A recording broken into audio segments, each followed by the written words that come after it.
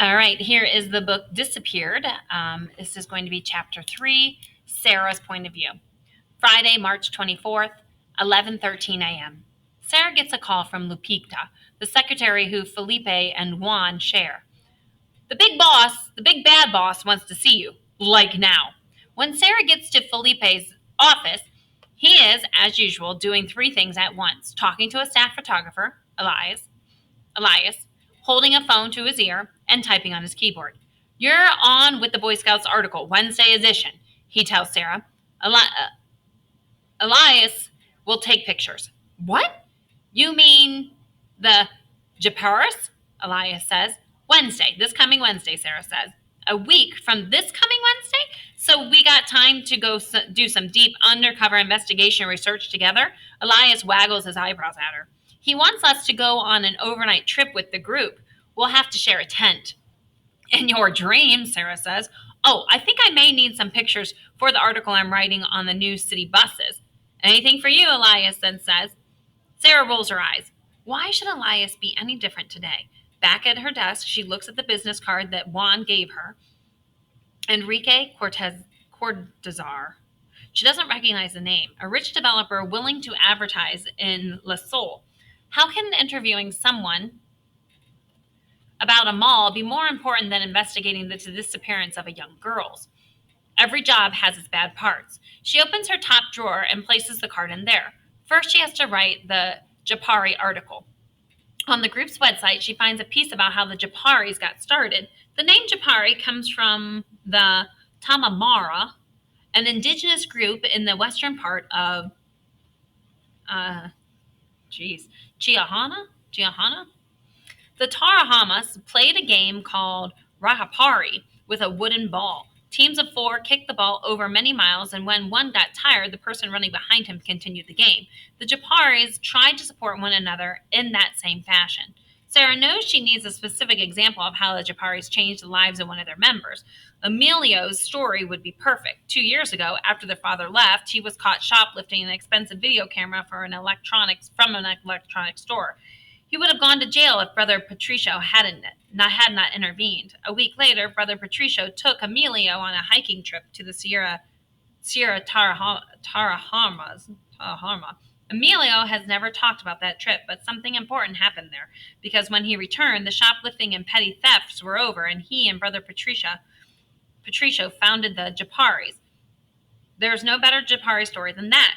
But she would need to get Emilio's consent to write about him, and there's no way he would agree. The delinquent period of his life is not something her brother likes to talk about. Maybe she can interview his friend Javar. Emilio told her that Brother Patricio found Javar in a juvenile detention center where he was sent for stealing to support the heroin addiction. It was Emilio who discovered Javar's talent for making paper piñatas and all kinds of papier-mâché animals. Now Emilio sells his sculptures in folk art stores around Javez. The Javar helps support his mother and his 3 sisters while going to school.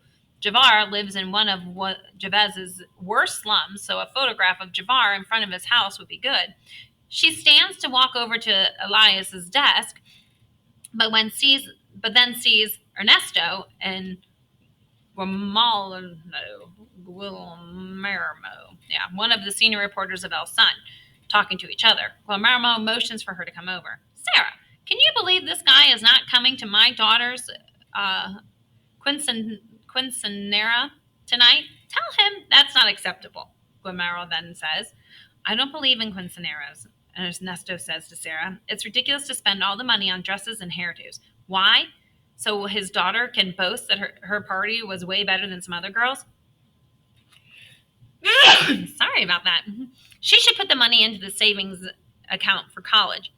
Sarah happens to agree with Ernesto, but she knows how much Guillermo loves Alicia, his only daughter. I think the quinceanera obviously means a lot to our Silas, she says, and we should respect Guillermo's wishes to make her happy. Ernesto gives her one of those I expected more from you looks. That's why we never get anything anywhere in this country. Sentimental crap. You have a computer chip for a heart, Guillermo then says, and you have a sponge for a brain. Why do we have to work with people like him? Sherman then asks Sarah. You know I'm right. Even if you don't admit it, Ernesto then tells him. You're coming, right, Sara? Quinmela then says to her. Yes, I wouldn't miss it. And thanks for letting me bring my mother as my date. Ernesto should come. Even if you dislike quinceañeras on principle, Guatemala is the best friend here at work. That counts for something, doesn't it? I'll think about it, Ernesto says. Hey, do you have a few minutes, Sara? I have something for you. Yes, Ernesto starts walking towards the stairs. Sara says to Guatemala, don't mind him. He only pretends to be a jerk. Guatemala then waves. Don't worry. I know he's a teddy bear deep down. Way deep down. See you tonight, Sara says, laughing. The IT department is on one floor below the main newsroom in a windowless space that is always cold. When Sara started working at El Sun as an intern, the only empty desk she could find was in that room, and she learned to love the quiet and air conditioning. Now, whenever she has trouble writing something, she goes down there to work, away from the noisy telephone conversations and the heat of the news floor. Unlike the IT room, which needs an air conditioner to keep the servers from overheating, the news floor is kept cool during the hot summer months by a dozen or so floor fans that whirl and clang like the propellers of an early plane. Ernesto sits at his desk and he clicks on the screen, and then he begins to type. Darn place, he says, noticing Sara. She seems to have forgotten that he asked her to come down. Juan wants me to revise his budget proposal. Year after year, I ask for new computers, and year after year, I get shot down. He hits the side of his computer screen. This equipment is so old, the company that makes the computers don't even exist anymore. How are we supposed to do work driving cars from the Flintstones when the rest of the world is zipping around in BMWs? He stands and he pushes his black, thick frame glasses up the bridge of his nose. What's up? You said you had something for me. Maybe an email I gave you? Did the Guarneros find anything on it? Oh, yeah, he says, looking around like he's making sure no one else is near. We weren't able to trace the email fully, but the person who sent it, and he peers down at his screen, Jeremiah28 at gm.at, is no dummy. The methodology used to hide his original is super sophisticated, like I told you. Jeremiah is probably not a guy, but a monkeyer for an organization. In that case, Sara says, whoever sent the message must know it wouldn't take us long to find that. Ernesto grins. Glad to see someone around here has some actual brains. Yes, you can say that with this email, the medium is the message. The sender wants us to be aware of his power or her power. Why do women always assume that evil is masculine? She gives him her best get real face. Yeah, right. He may have wanted you to know it generally of his clout, but I don't think he meant for you to find out where he was clouting from. Sara's heart feels her heart rate pick up. So you found out where he came from.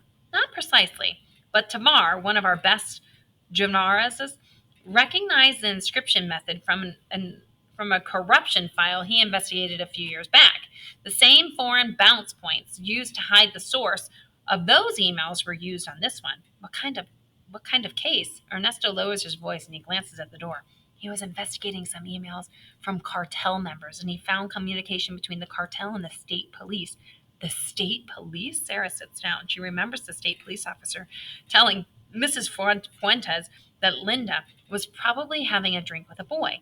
The lack of sympathy, the repugnant smirk on his face. How many times has she gone to the state police headquarters to ask if they have any news about Linda, only to wait for hours on those hard orange chairs while officers come and go? They laugh and talk about where to go for lunch, not giving a darn about the missing girls. Their unconcern is one thing, but this direct involvement is quite another. It was the worst fear of a mother's of a missing girls coming true, and she thinks, there's no way of hiding out who in the state police is involved exactly, or where. These people are good, technologically speaking.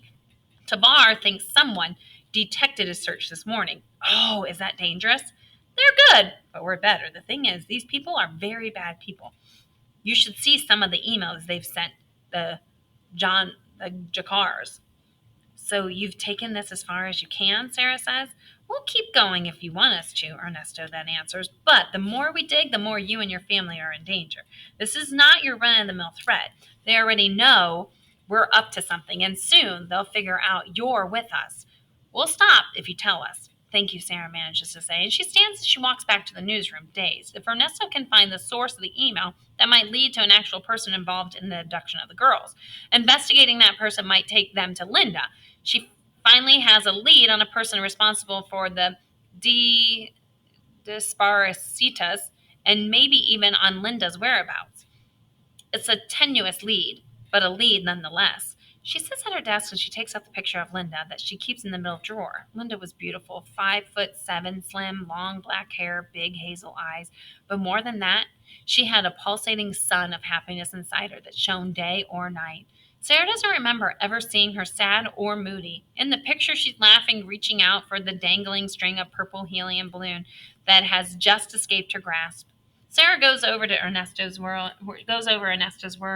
There's no doubt that they are dealing with people who would kill her in the blink of an eye.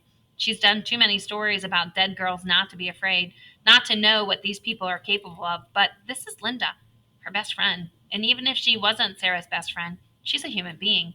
Sarah thinks of all the suffering people who pray that they are not forgotten, that there are others brave enough to keep believing every human life actually matters. She opens a new email and directs it to Ernesto, and then she types Lisa Fuentes on the subject line. Below that, she writes, "Proceed."